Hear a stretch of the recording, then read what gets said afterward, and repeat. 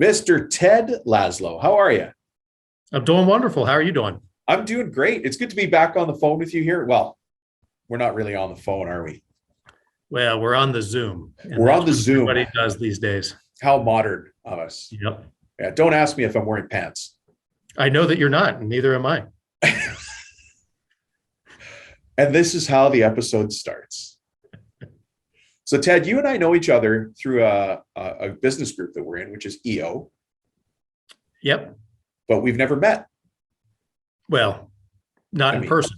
not in person. We've had a couple of prep calls, but I'm laughing because the topic that you and I came up with is going to grab a lot of people's attention, which is show me the ugly.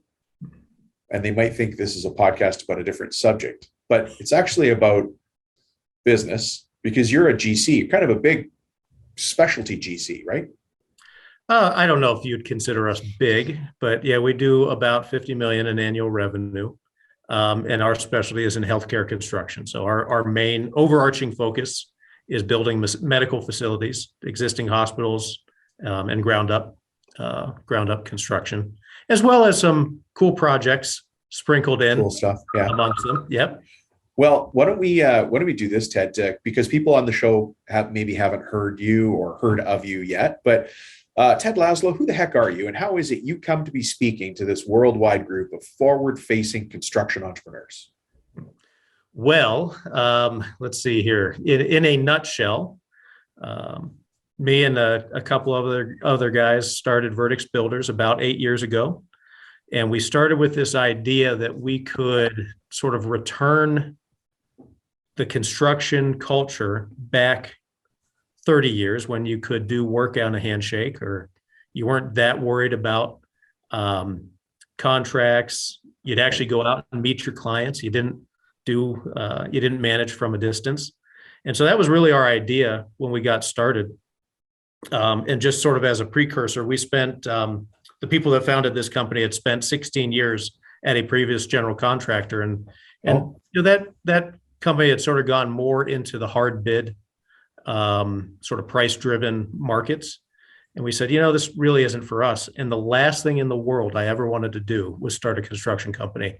Really? Like, man, what idiot would start a construction company? Wow. It is long hours, no thanks. Everybody and their brother thinks that they're a contractor. True. And it's an awful business to try to run. And, it's a great business. People are throwing money at you. They need projects done. Right. And then, in our first, couple of months of business, we were awarded I think it was about an $18 million contract. And I just thought, who in their right mind is trusting us with $18 million?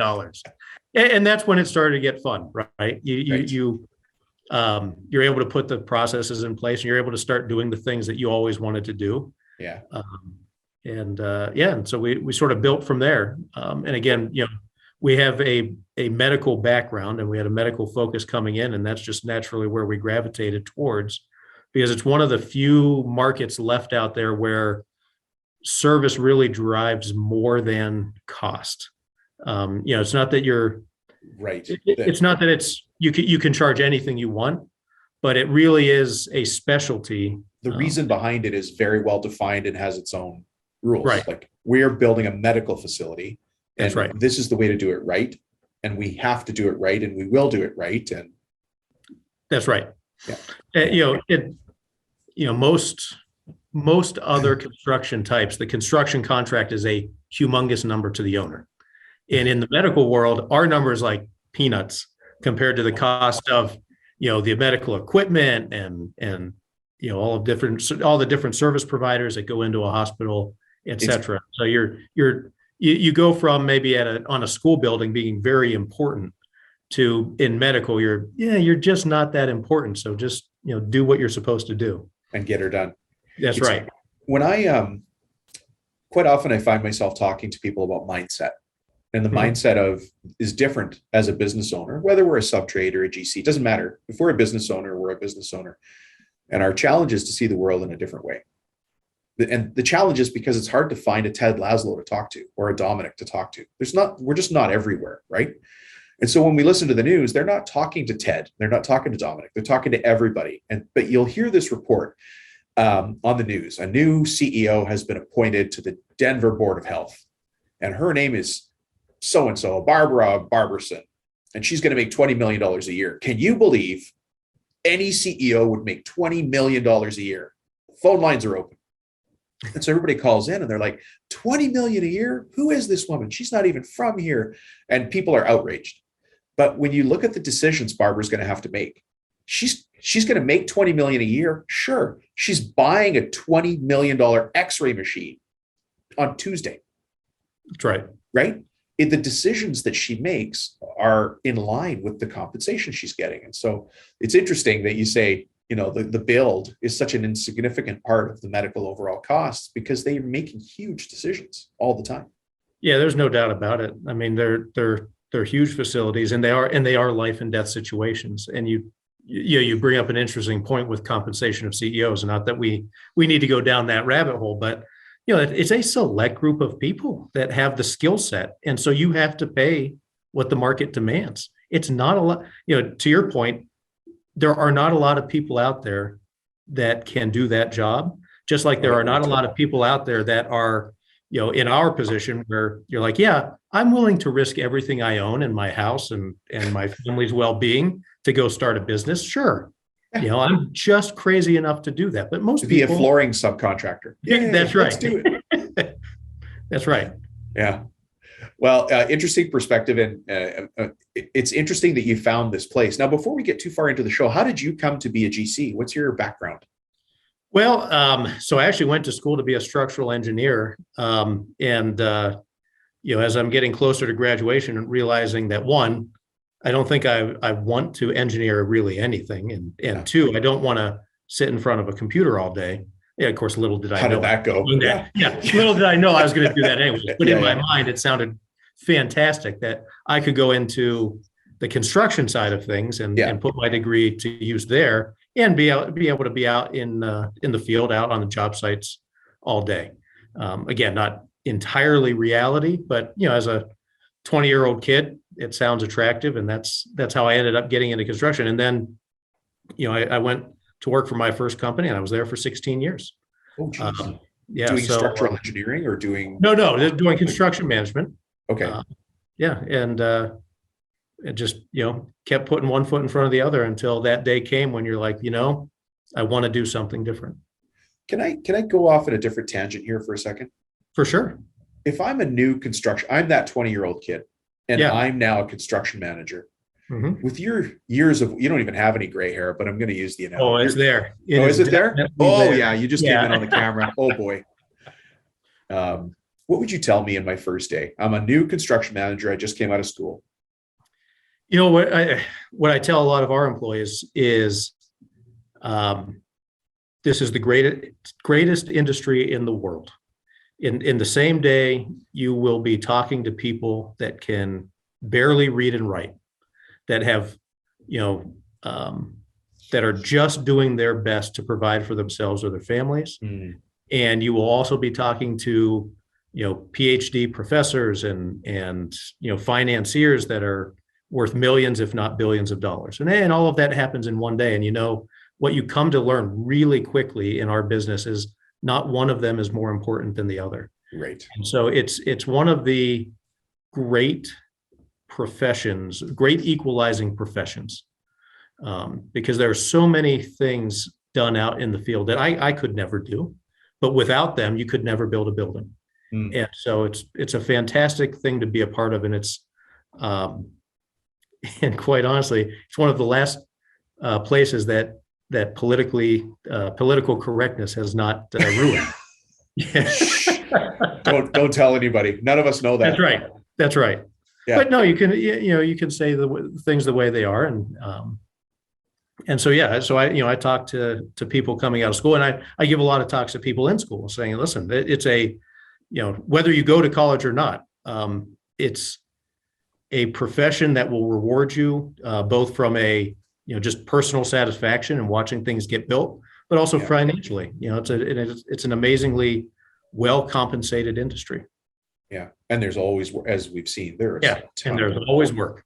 Yeah. In fact, I would contend that there's more work than ever for people in the trades, and the opportunities to come right out of high school and build yourself into a six-figure income, it's amazing. You can easily be making six figures within 10 years Yeah. of leaving high school.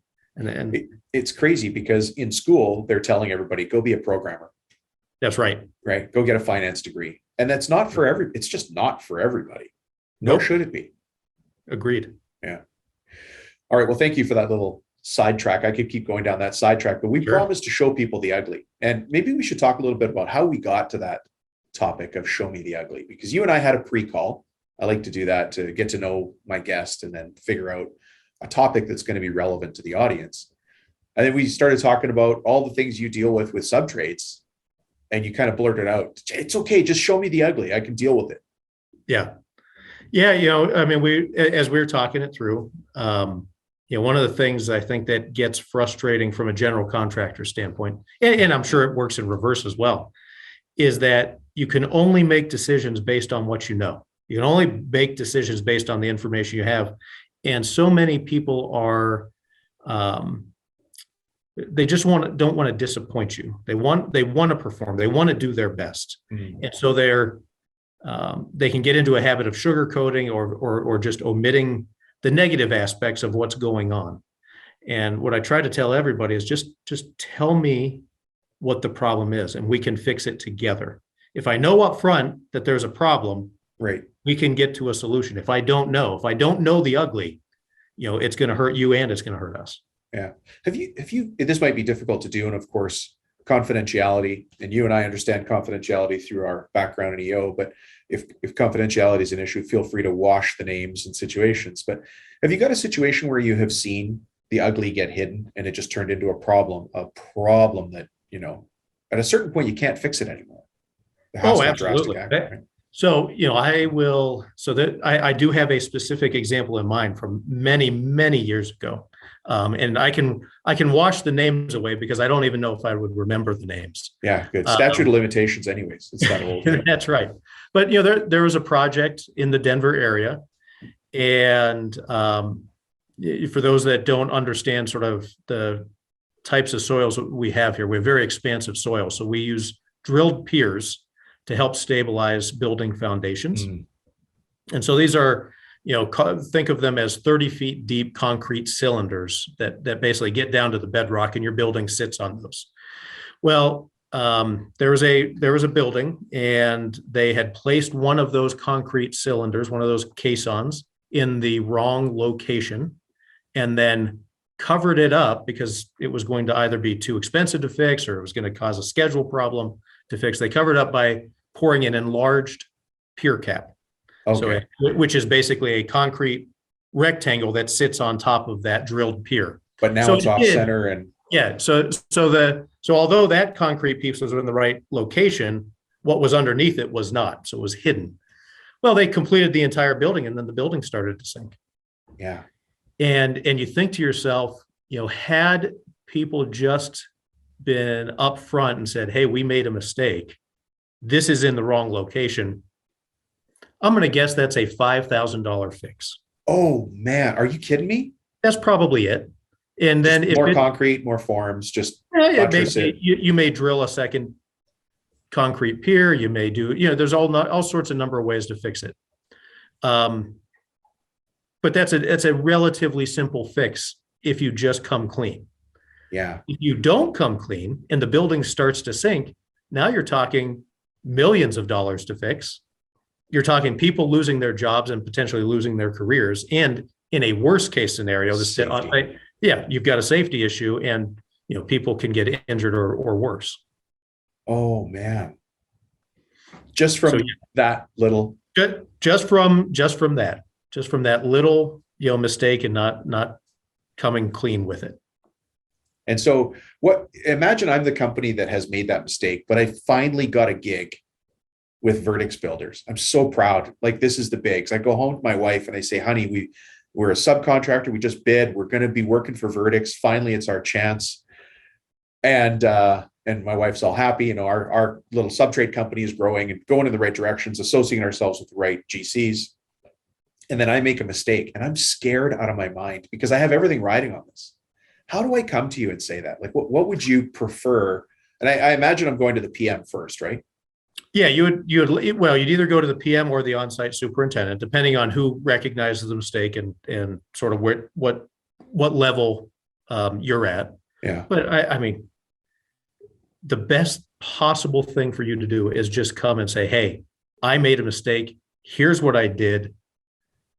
I want to fix it, but I can't fix it alone. Can you help me fix this?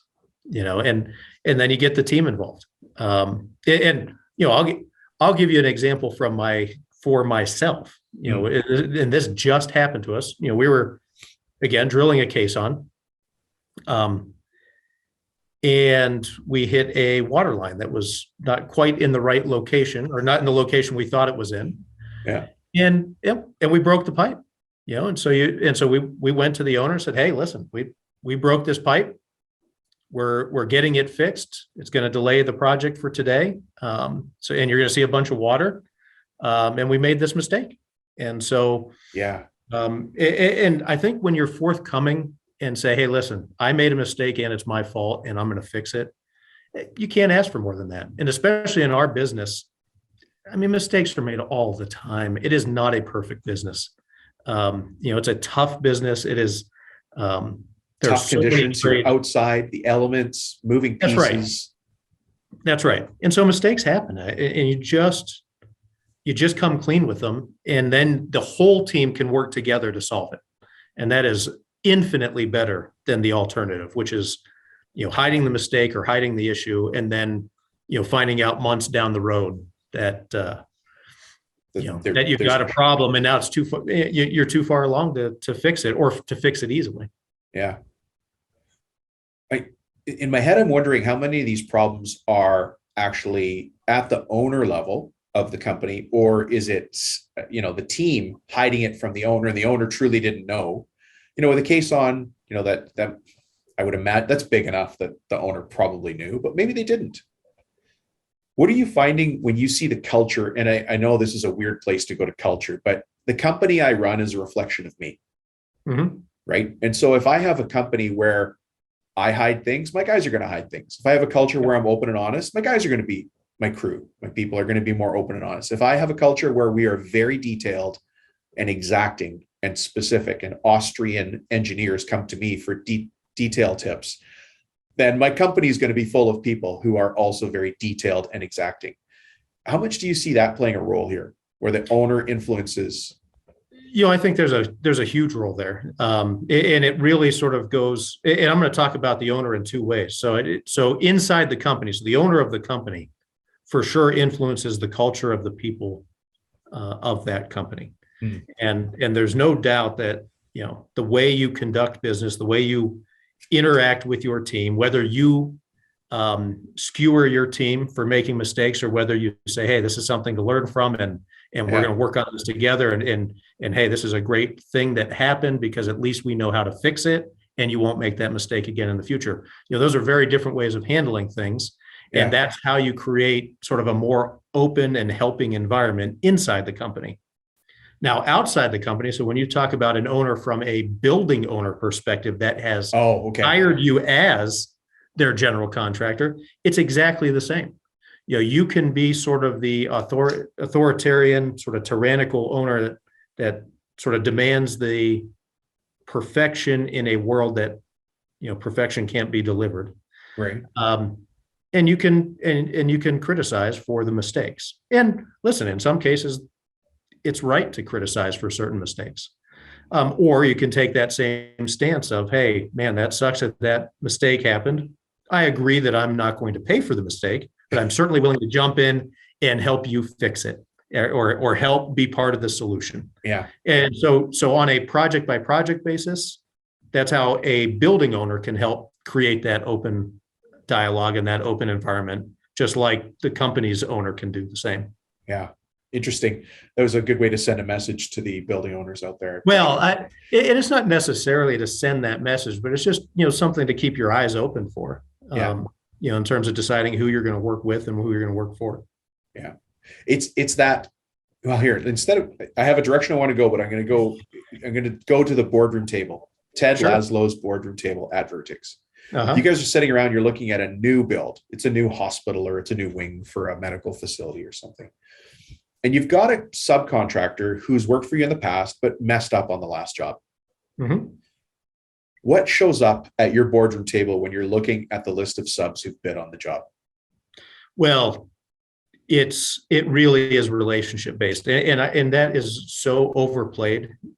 People talking about relationships, but it really is the truth that, we as a company make mistakes just like our subcontractors make mistakes.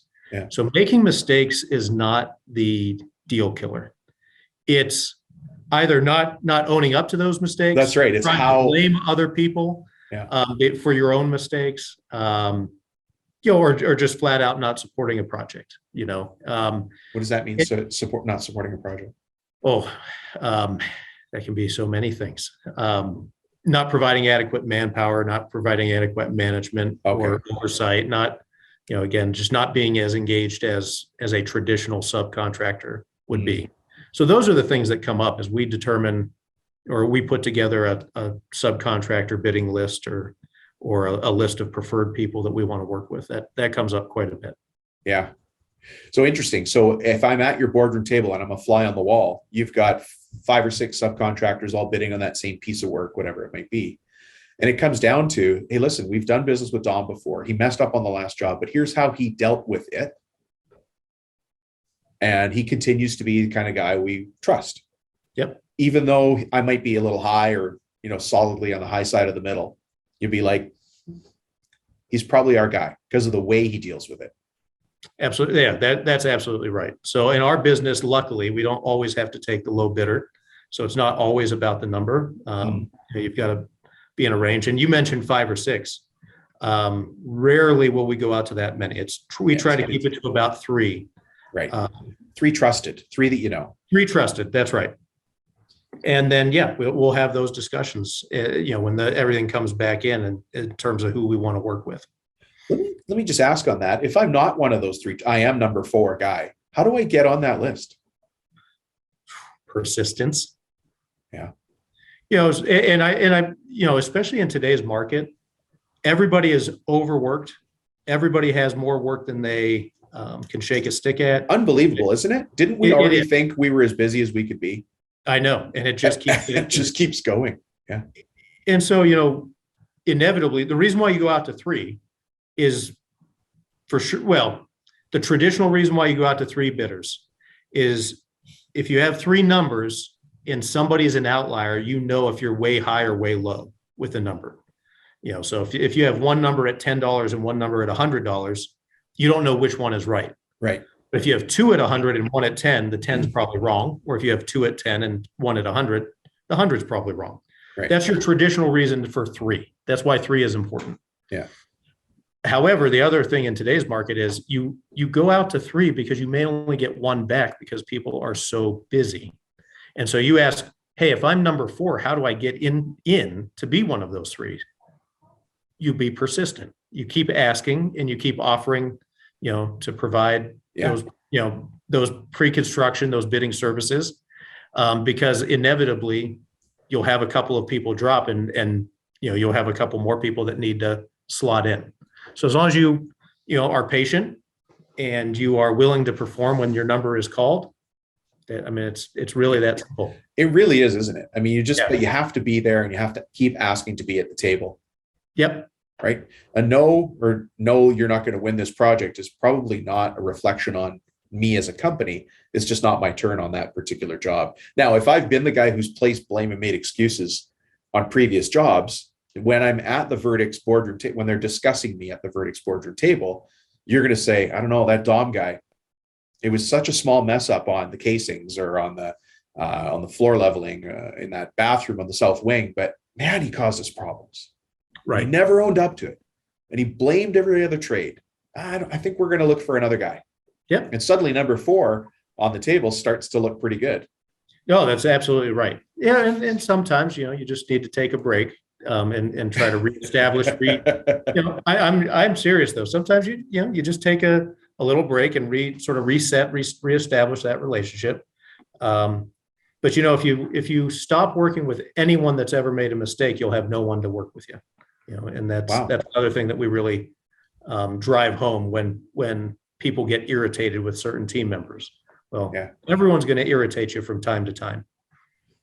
How are you dealing with the staffing thing, or how are you seeing that right now? Because let me just use an example outside of construction. I went and had my truck serviced at a garage that I thought was the best place to go, because it's usually the premier provider, and I know they do the kind of work I needed, but the work I got back was horrible. And because I'm a business coach, in my mind, I'm like, I bet you these guys are dealing with what everybody else has. Any guy with a hammer calls himself a finishing carpenter. And it's the same in that garage. Anybody who's willing to turn a wrench is suddenly going to be doing premium work at premium rates, even though they couldn't patch a tire. How are you dealing with that now as a GC? Yeah. So going back to show me the ugly, there's a lot of show me the ugly there. We need to rely on our subcontractors, our relationships. Yeah. When somebody is out of work or out of a team that is capable of performing the work, we've got to trust them to say, hey, I don't have anyone for you. I can't take this project on. Even after they've committed or mid-project or? Hopefully they don't commit. Oh, okay. When that is the case. I see. Okay. But so that, you're relying a lot on that. Like, just be upfront and say, I can't handle this job. Now, if you get into a point where, and this happens all the time, where projects are delayed, you've got, financing is delayed, you got, who knows, permits are causing delays, and the job starts 6 months later than you had originally forecasted. Well, that's not any of your subcontractors' faults. And that may well create a crunch in their manpower. And so you need to work with them to figure out what does work, where do things slot in. And if that means that instead of a 6 month delay, you got to delay the job an extra 2 months, then you need to go back to that project owner and say, hey, listen, here's where we're going to be. Right. Because the delay has caused this problem. I can pass along some feedback that you're probably going to, I will hear, because I'm, talking to the subcontractors in a closed room where we're talking about GCs. Yeah. Right. But they're afraid to say, we can't take this job because then we're not going to get invited to the table for the next one. And so that fear is a real thing, because they've got everything invested, like everything. And they're proud to be working with verdicts, and they know the other guys they're up against, and they don't want to lose, there's just the plain old competition of that. But that's something that I see a lot. And I would be the same. It would be hard for me to say no, because I don't want to be excluded from the table later. And it is, so what I would say there is that there's no difference between a subcontractor and a general contractor in that scenario, because guess what? We're in the exact same position. When clients come to us and want us to do work for them, right, we don't want to say no. We're scared that if we say no, they're going to find someone else. Right. If we say no, we're not going to get to look at the next opportunity. The bigger hospital, the more, that's right. And so you find yourself really in that conundrum of where do I go with this? And I think what we've started doing, and this may be a good tip for subs, it may not, is having sort of pre-conversations with our owners, just to say, hey, here's what we have capacity for now. If you get into a situation where you need more than that, then we may not be able to help, and start having those kinds of conversations earlier, just saying, hey, here's what my next year looks like. Are you talking about running this business like a business person, not That's like right. a contractor? Is this the craziness you're dropping on us here? Is to That's actually be a business person and say, look, I'm looking at what I can produce this year, and we're not going to be able to do that. We can do those other jobs for you. We just can't do this one. That's right. Yeah. And just like we don't want an owner that grills us for making a mistake that we're willing to own up for, we, as a general contractor, we have got to be willing not to grill a subcontractor for not showing up for a particular job because they're over capacity. They just don't have the ability to do it, and realize that they're doing you a favor by saying no. They're doing you a favor by saying no, because they're saving you on the management later of forcing square peg into a round hole. And I mean, what's going to happen if they don't have the manpower? You're going to start calling them saying, where are you? You're behind schedule. You're going to start threatening them with liquidated damages or damages for delay. You're going to start threatening to supplement their crews and charging them for it. Right. And you're going to not only have a difficult project in terms of your ability to deliver that project on time or on budget, but you're going to start ruining that relationship with the subcontractor that you cherished in the first place. That you and also that no can be a favor, even though it doesn't feel like a favor at the time. Yeah. It's that supplementation that people worry about, because there's fees attached, and they're very well defined. Absolutely. Very, very clearly laid out as to what that would cost. But but we need those checks and balances in place. I know that one of the things that the subs often feel is that they have, they're held to contractual standards, but it's difficult for them to hold them back. And a good example is somebody that has to manufacture something offsite and deliver it on site. So think HVAC or cabinetry. Yep. They have to make it in the shop, and then the site's not ready, but they're not ready to house 1,000 square feet of cabinets stacked without scratching and weight bearing. And so, but they can't go back to the GC. And I'm not asking you to solve this. I'm just telling you what I hear. They're like, well, we can't go back to the GC and say, now you got to pay for storage, even though they're 2 months delayed. That's a constant balancing act. Listen, and that's a real problem.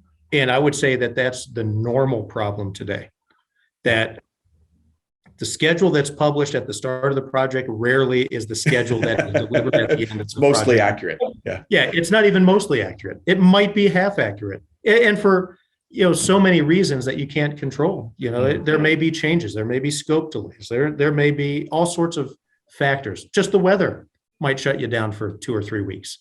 And the next thing you know, that has the trickle down effect. So again, going back to show me the ugly, I need to rely on our caseworker to say, hey, I'm going to need you to take delivery of this. Can we work together to figure out a storage solution? I've got this I've got this unit heater that's sitting on a dock over in Germany, and I can't get it here. I don't have a solution for you. What can we do? And those things happen day in and day out in our business, especially today. Yeah. And you just have to, you have to take the lumps as they come and then work together to figure out a solution. And so, quite honestly, sometimes there's not a solution. Sometimes it's just we're going to have to wait for that piece of equipment. And when it gets here. Yeah. Yeah. Well, I think the global shipping delays on top of the increase in construction, it's just the craziest world we're in right now. Yeah. Absolutely. Things should get easier at some point. I just don't know when they're going to be.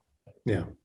And you would think I'm the guy you would ask at the beginning of this situation. Hey, what's the impact going to be on business? I'm a pretty positive guy, and I would have said some kind of negative things like, oh, it's going to affect us here, and we got to be careful here. I never would have thought to say you're going to be busier than ever. It's going to be even harder to find staff, even harder to find materials. Yeah, I guess I'm not very good at this. Is my problem. Well, that is sort of the funny thing, and you still try to figure out why everything got so busy. Bonkers. There's no other word. It's just, yeah. Let me throw one more thing out there, and this is something I think is really, really important for the subcontractors, and that is, the way inflation is behaving now, and the way price escalation is really a problem. In fact, put a subcontractor out of business just a few months ago here in Denver because they just couldn't keep up. And you have all these long, you can sign up a subcontractor today for work that doesn't happen for 18 months. Well, how do they hold that number? How do they hold that price?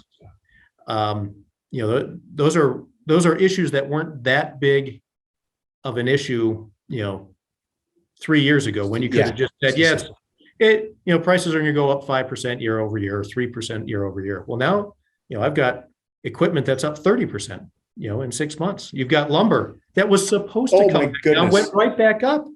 Yeah. Well, we've had actually on the show here, people talking about material price increases and material substitutions. And material substitutions can be anything, but when it comes, for instance, to, let's say lighting in the lobby of the medical facility, well, we can get 2 of those are, the design intent, but we can't get 3. Yep. That's got to be a conversation that happens. And, then we start I'll tell you, one of the things the subs feel bad about is they're like, we took a deposit, which meant we were supposed to buy this 8 months ago, and we didn't, because that's how things go. But that, we're encountering those things too. So some people are wanting to, wherever they can, put in material substitution clauses in their agreements.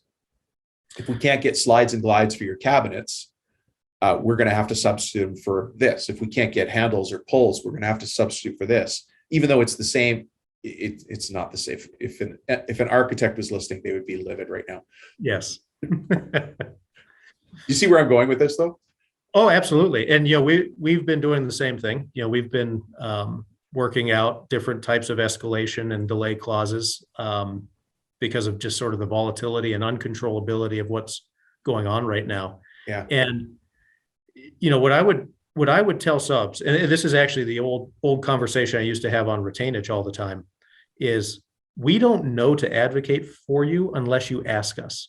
Like, just if it really hurts you to have this type of retainage rule, suggest something else. It can't be zero, but suggest something else, and we'll go try to advocate for that. And in a lot of cases, we can do those things.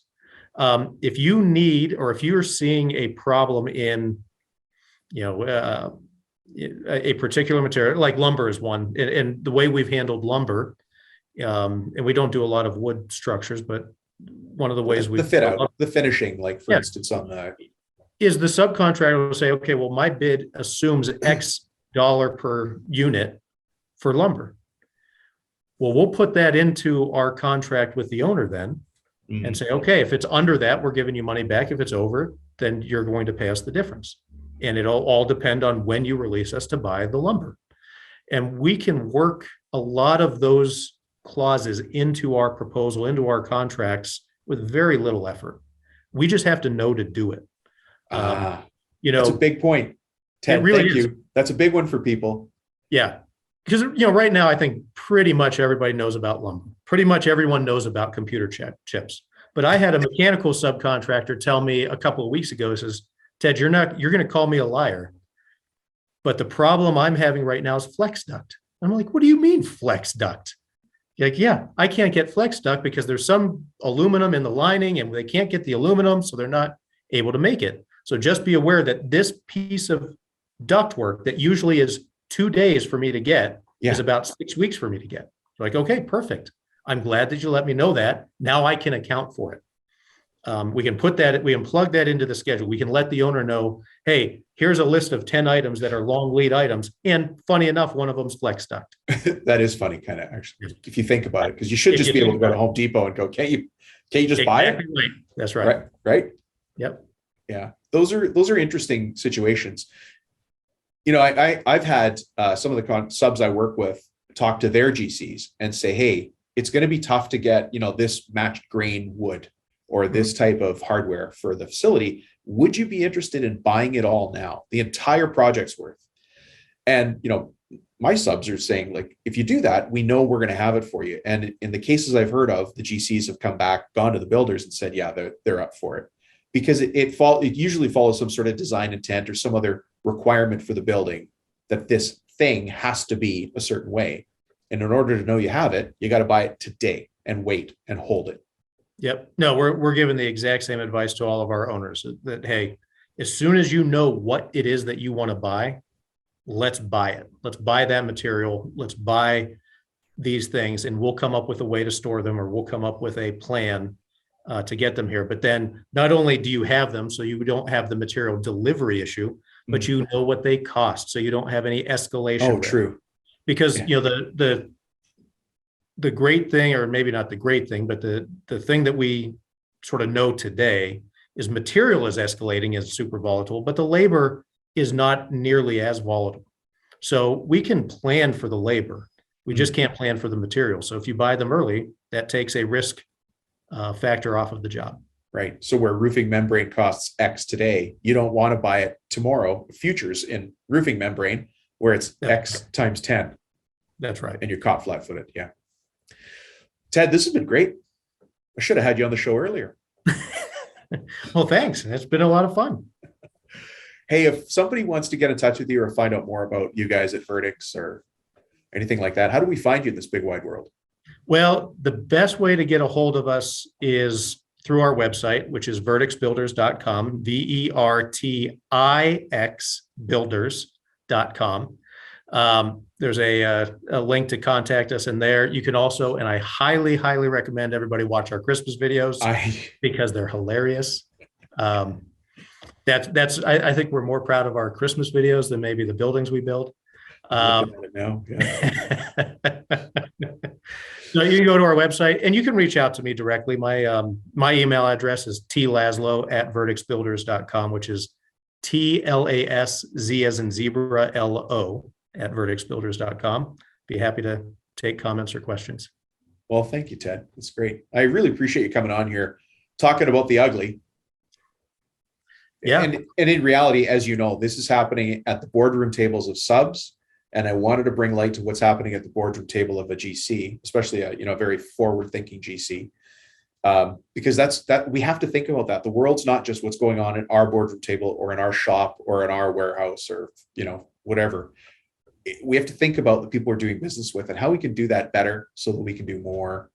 Just work closer together. We're all here to make a profit. That's not a secret surprise, but we have to work properly to do it. Yeah, no, that's absolutely right. We all want to make money doing what we're doing. And, my biggest, piece of advice to subcontractors is we're dealing with almost the exact same things that you guys are. And so if you bring those issues to us, we're generally going to be sensitive to them because we're dealing with them as well. Yeah. Well, bring them to you professionally. As I had said, it was joking, like run your company like a business, but run it like a business, right? Like This is the situation. These are some potential solutions. How do we work together to fix them or solve them or make the most of them? Yep. Yeah. Excellent. Well, thanks, Ted. It's, I can officially say, have a great new year. Depending on when people listen to this, it won't make sense because you could be going live in February, but. Well, happy new year to you too as well, Dominic. Thanks, Ted. Have a great day. All right. Bye-bye. Bye.